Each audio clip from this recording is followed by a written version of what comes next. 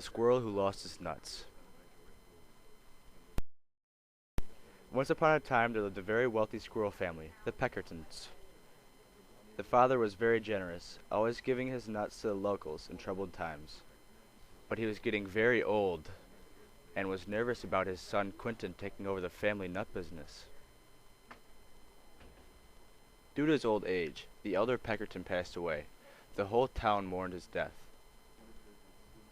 The locals did their part, helping out with the funeral. Winston the doctor took care of him in his final hours. Francis the carpenter built his casket. And Jeremiah the priest performed his eulogy. During the funeral reception, the Peckertons served delicious pizza and Coke. Since it was the elder Peckerton's favorite pastime, they played a game of baseball in his honor. Young and reckless, Quentin was not prepared to take over the family business. His father was never able to explain to him how much the town relied on their food supply.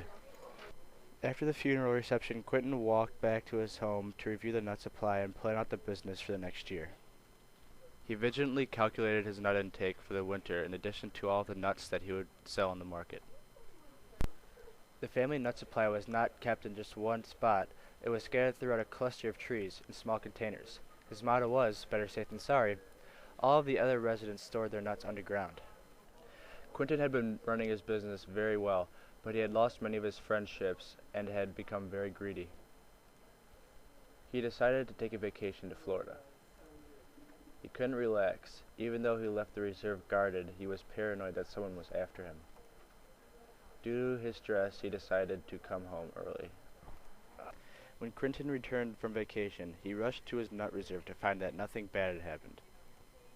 When he was finished, he noticed that it was getting dark very early, and there was probably going to be a storm. So he rushed home, and just as he climbed into safety, he looked over and saw a massive tidal wave barreling towards him. He braced himself for the impact, but it never happened. Luckily, his house was high enough in the trees to avoid destruction. After the storm passed, he went to his window, and to his astonishment, he found the entire town flooded. He quickly scurried throughout the treetops to see if his nuts had been damaged in the storm. To his relief, none of them were lost. He returned to his home, had a nice cup of milk and cookies, and decided to take a well-deserved nap. He awoke to a knocking at the door. He opened the door to find Winston the doctor crying at his front steps. He explained that all of his nuts were lost in the storm, and in these troubled times the elder Peckerton would always supply the residents with nuts. Quentin refused to give up any nuts and slammed the door, claiming that Winston was trying to steal from him. Later that day, he was on his way to a business meeting when he ran into Francis the carpenter. Francis began sobbing and asking Quentin for some nuts because he couldn't feed his family. Quentin told him not to cry over spilled milk and walked away.